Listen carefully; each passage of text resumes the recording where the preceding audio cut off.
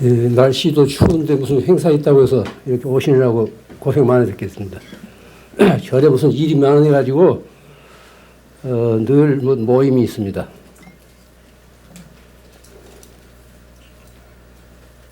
올 한 해도 저물어 갑니다.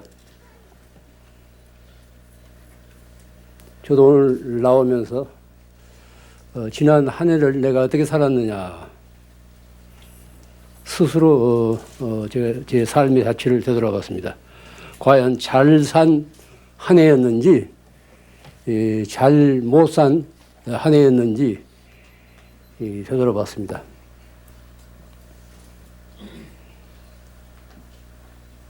우리가 사는 세상은 극락세계도 천당도 아닙니다. 이 사바세계, 인도 말에서 온 말인데 사바세계, 사바사바해서 적당히 살아간다는 세상이 아니고 참고 견디면서 살아가야 하는 그런 세상이라는 뜻입니다. 그래서 한문은 이제 가민 세계로 그러는데, 세월은 오는 것이 아니라 가는 것이라는 그런 말이 있어요. 실감이 납니다. 세월은 오는 것이 아니라 가는 것이래요.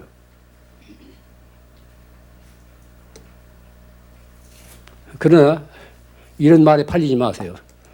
사실은 세월은 가는 것도 아니고 오는 것도 아닙니다.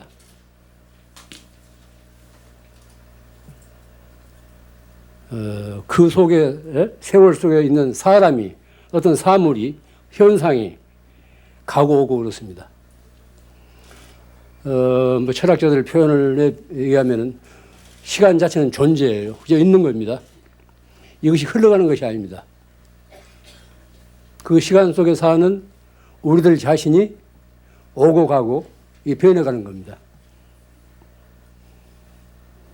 무상하다는 것은, 더덥다는 것은 시간 자체가 세월이 더덥는 게 아닙니다. 그 세월 속에서 사는 우리들 자신이 예측할 수 없는 세상을 살기 때문에 늘 한결같지 않고 변하기 때문에 더덥다는 거죠. 우리들 한 생애 중에서 한 해가 이와 같이 빠져나갑니다. 해가 바뀌면은 어린 사람들은 한 살이 보태져요. 그러나 나이 든 사람들은 그 한 살이 줄어듭니다.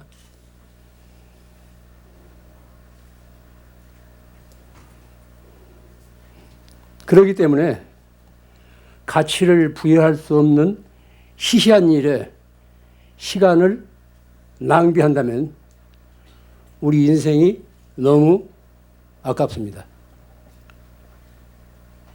세월은 흘러가는 물과 같아서 한 번 지나가면은 되찾을 수가 없습니다.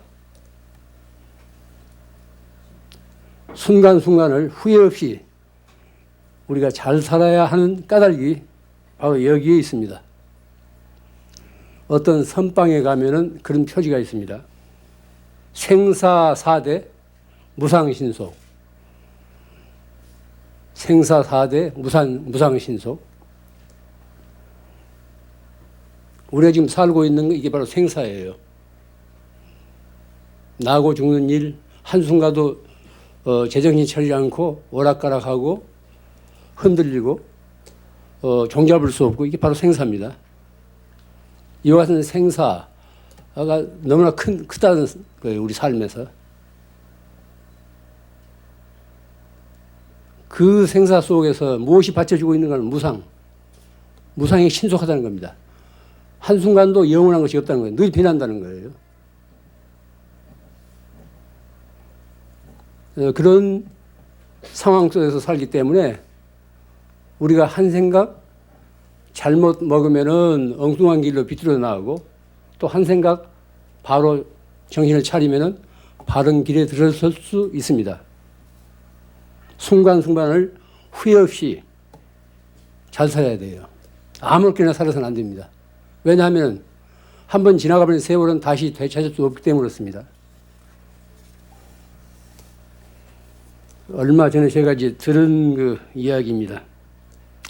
택시를 타고 길상사로 가자고 하니까 그 기사님이 아, 그 부자절이요.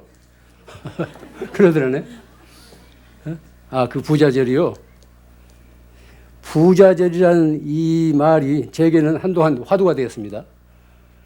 이 절을 8년 전에 처음 만들 때는 교회고 절을 할 것 없이 요즘은 너무 흥청망청하기 때문에 너무 과소비하고 너무 넘치고 지나치기 때문에 좀 가난한 절이 되었으면 좋겠다는 이런 소망을 제가 피력했습니다.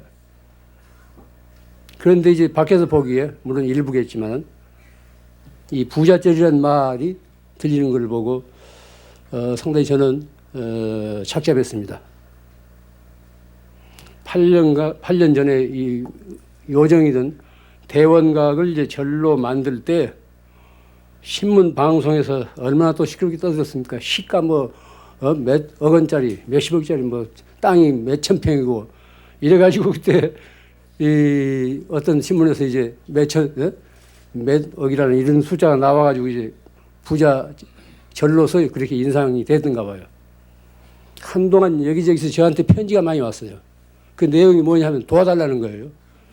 마치 이 절이 내 개인 소유인 것처럼 여기저기서 도와달라고 편지가 와서 제가 아주 이 공경에 처한 적이 있었습니다. 그때 지금 빚이 모두 5, 6억 집 고치느라고 5, 6억 되던 판이거든.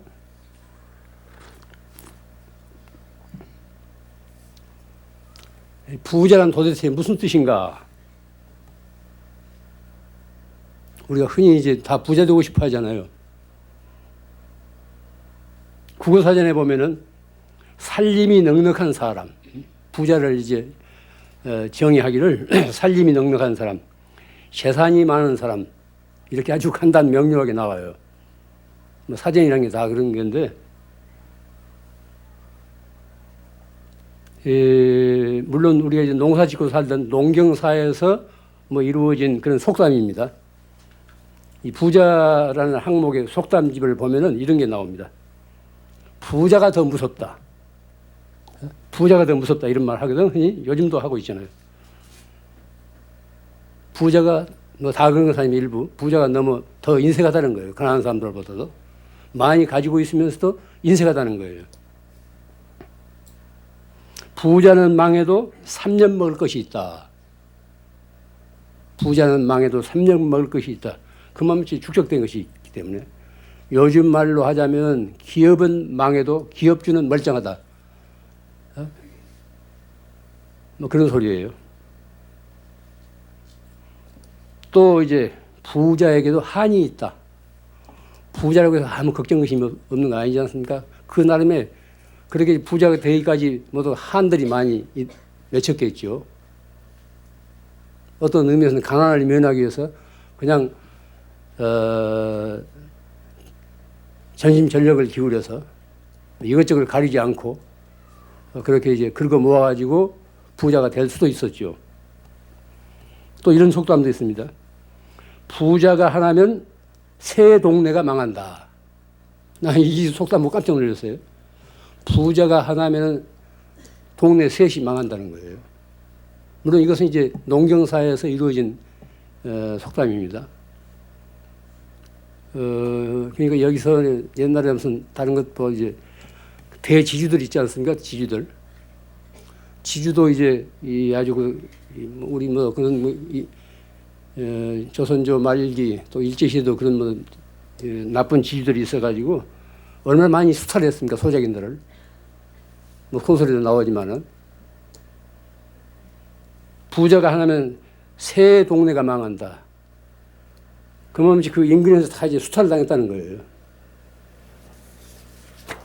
이런 부자에 대한 속담을 제가 찾아보면서 여러 가지로 생각이 오늘날 재벌과 옛날 부자는 어떤 상관관계가 있는가 이런 생각을 하게 됐습니다. 인간의 탐욕은 이게 끝이 없어요. 끝이 없습니다. 그래서 이제 그 경전에 보면 탐욕이 바로 생사윤회의 근본이라는 거예요. 탐욕이라는 지나친 욕심, 분에 넘치는 욕심이에요. 자기 그릇보다 더 많이 채우려고 하는 그런 욕구, 끝이 없는 겁니다. 얼마만큼은 만족할까? 만족할 줄을 몰라요. 이건 있는 사람뿐이 아닙니다. 오늘날 우리들은 무엇을 가지고도 만족할 줄을 몰라요. 그러면 우리가 가진 것만큼 행복한가?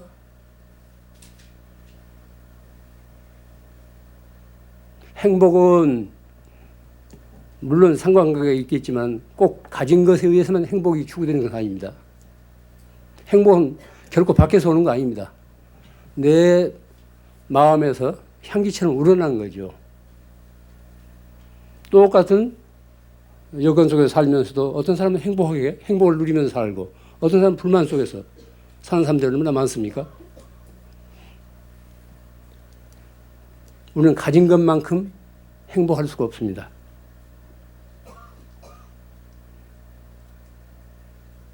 세상은 모두 너나 없이 다 부자가 되고 싶어요. 그건 아주 본능적인 소망이에요. 다 이제 여유 있게 잘 살고 싶다. 잘 살고 싶어요.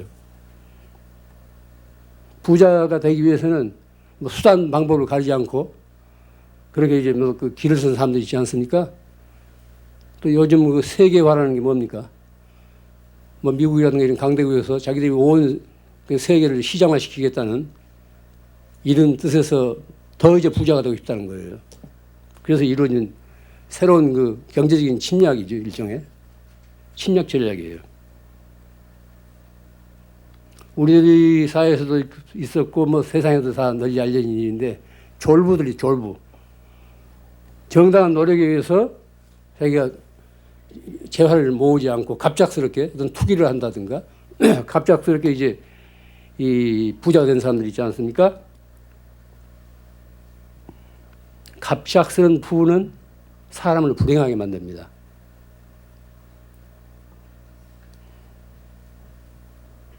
그것은 자기 분수 바깥 것이기 때문이에요. 자기 그릇에 채울 만한 것을 지내야 되는데 자기 그릇은 컵밖에 안 되는데 큰 동이를 채우려고 하니까 넘치는 거죠. 갑작스런 부, 그것은 사람을 불행하게 만듭니다. 예를 들자면 뭐 로또 복권 이런 거 있죠. 여러분도 가끔 이제 사서 뭐 허탕치고 했겠지만은 하루아침에 몇십억짜리 복권이 당첨된 사람이 있다고 하면은 아무개네. 다들 얼마나 부러워해요. 아이고 나도 가서 그때 좀 하나 살 걸. 하루아침에 복권 몇 장 샀는데 거기 몇십억이 당첨됐어요. 그러나 그 당사자는 그날부터 불행합니다. 그건 빤한 일이에요. 그 당사자는 그날부터 불행해진다고. 그것은 동서고금을 통해서 다 드러난 사실이에요. 그는 사회적 관계로부터 고립됩니다. 단절돼요. 또 지금까지 그가 살아온 의미를 잃게 됩니다. 갑자기 많은 돈이 생기니까 지금까지 착실하게 피땀 흘려서 차곡차곡 노력하면서 살아왔던 그런 어떤 삶의 질서의 교란이 생겨요. 삶의 의미를 잃게 돼요. 또 가까운 친구와 친척들로부터 멀어집니다. 자민들 온전히 자겠어요? 이 많은 돈을 어떻게 간수하고 어떻게 쓸까 하고 자민들 제대로 못 잘 거예요.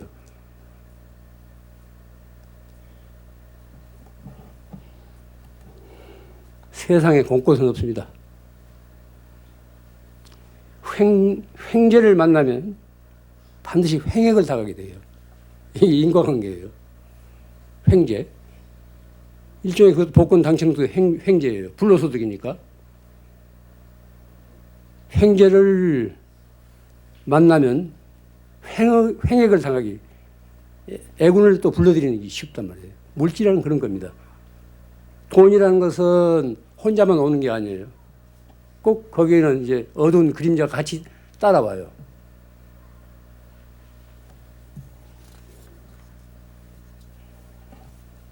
오래전에 이것도 제가 들은 이야기예요. 어떤 스님이 기도를 해가지고 복권이 당첨됐다네. 그러니까 내가 든 지 한 20년 전에 그때도 복권이 있었든지 뭐 전라북도 어떤 절이에요. 복권이 당첨되니까 갑자기 이제 확실하게 뭐 기도도 하고 이런 스님이 당첨되니까 이거 어쩔 줄 몰라가지고 거기서 이제 한 뭉치 떼서 자기 은사 스님 차를 하나 사드렸대요. 그리고 자기도 이제 차를 하나 사고 그때부터 생각이 달라진 거예요. 돈이 갑자기 생기니까. 그래서 가지고 그 아래 뭐 저 아래 동네 어떤 처녀하고 눈이 맞아가지고 뭐 결혼까지 했다네. 그 후로 또 들은 이야기가 어디서 택시 기사하고 있대요. 택시 기사.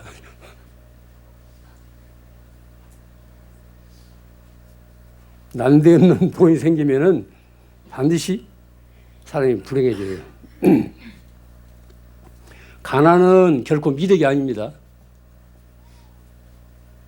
우리가 맑은 가난을 내세운 것은 지나친 그 탐욕, 자기 분수를 지키는 것, 지나친 낭비, 흥청망청에서 벗어나서 맑고 조촐한 가질 만큼만 갖자는 데서 이제 맑은 가난을, 청비를 얘기하는 것이지 가난 자체는 결코 미덕이 아닙니다. 우리 잘 살아야 돼요. 할 수만 있다면 다 같이 부자로 살아야 됩니다. 근데 세상은 가진 사람보다도 안 가진 사람, 못 가진 사람이 훨씬 많아요. 또 구조적으로 가진 사람들 때문에 같이 가져야 될 사람들이 자기 몫을 또 빼앗기는 그런 경우도 많습니다.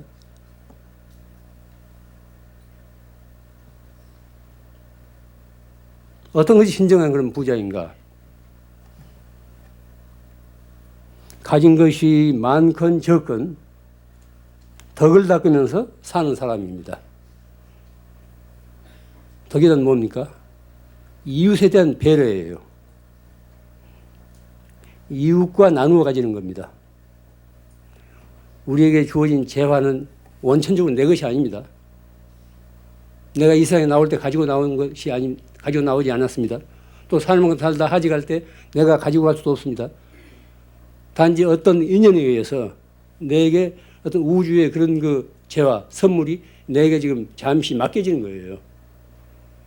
그것을 바르게 관리할 줄 알면은 그 연장이 되고 오래 지속되고 그걸 바르게 그런 소식을 모르고 바르게 관리하지 못하고 흥청망청 탕진하게 되면은 곧 그건 회수당해요.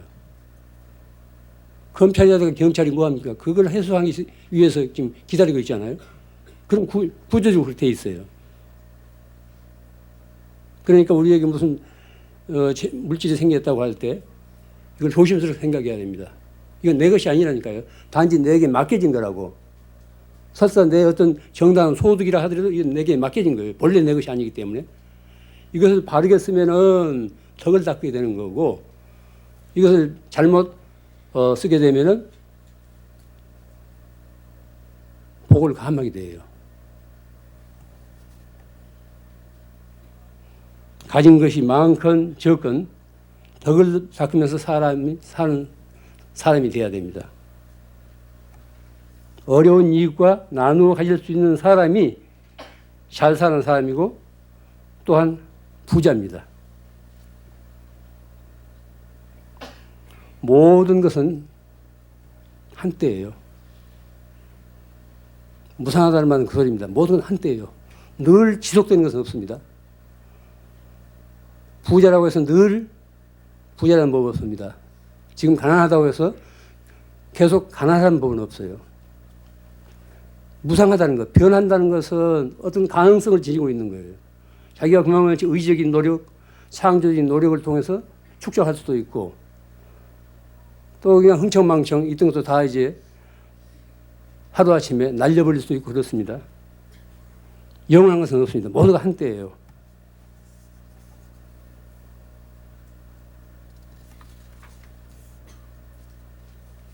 우리가 살 만큼 살다가 이 세상을 떠나게 되면 무엇이 남습니까? 한번 생각해 보세요. 남의 일이 아닙니다. 각자 우리 일이에요. 우리가 살 만큼 살다가 언젠가 이제 다 이제 명이 다 하면 이제 호출 당하잖아요. 그때 무엇이 남아요?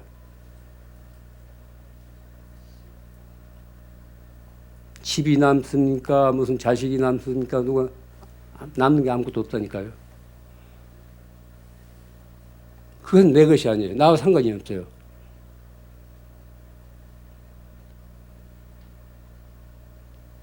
홀로 있는 자기 자신, 내게 무엇이 남는가? 그 많은 것, 지식이 됐건, 또 무슨 재산이 됐건, 또 뭐, 그 밖에, 다른 뭐 재화가 됐건 간에 아무것도 가져가지 못합니다. 그럼 무엇을 가져가는가? 평소에 지은 업. 이 업이라는 건 나쁜 업만이 아닙니다. 좋은 업도 되고, 악업도 되고 그래요. 평소에 지은 업만 그림자처럼 따라가요. 우리가 사는 만큼 살다가 이 세상을 떠나갈 때 아무것도 가져가지 못합니다. 이 몸도 버리고 가잖아요. 그럼 무엇이 따라가는가? 내가 평소 하루하루 살면서 닦은 그 업, 그게 선업이 됐건 불선업이 됐건 업만 이 그림자처럼 따라가요. 그래서 인도 사람들 표현에 의하면 이 다음 생에 바로 그것이 이제 이 다음 생을 이룬다는 거예요. 뭐든지 갑작스럽게 되는 게 아닙니다. 그렇게 차곡차곡 쌓여서 되는 거예요. 그러니까 어린애들이 뭐 3살짜리가 4살짜리가 이제 뭐 작곡을 하고 뭐 연주를 하고 한다는 것은 갑자기 그렇게 되는 게 아닙니다. 전생에 쌓은 그런 역량이 어떤 계기에 그렇게 싹이 트는 거예요. 비근한 예로서 이제 여기 스님들이 몇 분 계시는데 우리들 도 그래요. 이 금생에 처음 이 머리 깎고 절에 들어오는 사람들은 여기 정착이 안 됩니다. 한 20, 30년 있으면 다 이제 택시 운전사가 되고 뭐 다 나가버려요. 몇 생 이 길에서 이제 닦인 사람들은 죽어도 떠나지 않는다니까요. 업이 그런 거예요, 업이. 중 모집한다는 광고 보신 분 있습니까? 부처님 당시부터 중 모집한다는 광고 없어요. 신학대학에서는 신학생들을 모집합니다. 그래서 이제 사제도 만들고 목사도 만들고 그래요. 동대에서는 이 승려를 만드는 데가 아닙니다. 그 종단에서는 일반 교육기관이에요. 누가 오라고 하지도 않는데 제 발로 때가 되면 걸어서 온다니까. 한 생각 내가지고. 그것도 한 생각 일으키게 되면 누가 기다리는 것도 아닌데 한시가 바빠요. 한시가 바쁘다고. 그게 무슨 소식이에요? 다 전생에 익힌 소식입니다. 그건 수행자만이 아닙니다. 모든 사람이 다 그래요. 익히기 탓이라니까요. 그러니까 우리가 하루하루 어떤 마음을 가지고 어떤 행위를 하느냐, 어떤 말을 하느냐, 어떤 마음을 가지고 있느냐 하는 것은 곧 이 다음의 나를 형성한다니까요. 누가 그렇게 만들어주는 것이 아닙니다. 내 스스로가 순간순간 살면서 이 다음의 나를 그렇게 만들고 있어요.